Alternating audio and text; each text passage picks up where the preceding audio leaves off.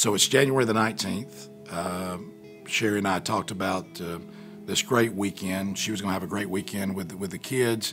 I was going to go do what one of my favorite things to do is to deer hunt on my way to speak in Pigeon Forge. It was during the fourth message that my phone was buzzing in my pocket. And I got into the van and I picked my phone up and looked at it, and it was my home phone. So I think, well, I'm in the van, I've got about 10 minutes. I'll call back and just say, is everything all right? And my wife answered, and she said, you need to pray.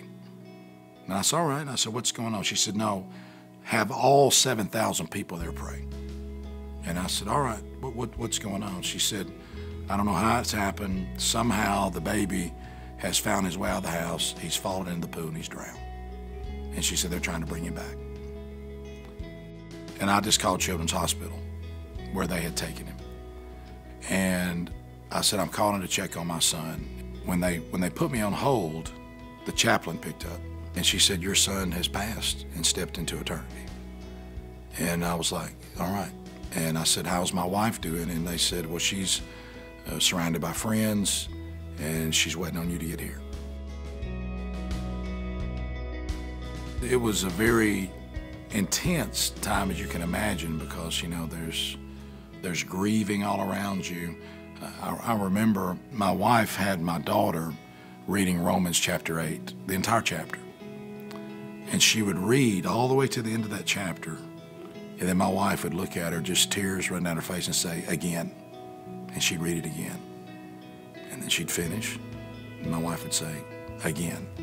And she'd read it again. And so immediately the entire family was seeking comfort and strength from the Word of God. And he said, I want the world to be perplexed. I want you to glorify me when the world doesn't think you will. You know, you've been given this platform. I've taken this whole Rick and Bubba show and I've taken it to this moment where you have, you know, over 1 million people that listen to you every week. And every one of them wants to know now if you're still with me. And I remember saying to the family, I said, you know, Satan grossly miscalculated this. He thought this would be something that would glorify him, and now it's going to glorify God even more. We are more committed to our holiness. We're more committed to the Great Commission. We're more committed about having an impact for the kingdom than we ever were before.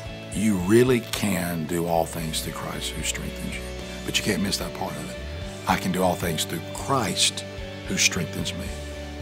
You try to go it alone, and you'll find yourself facing defeat quite often.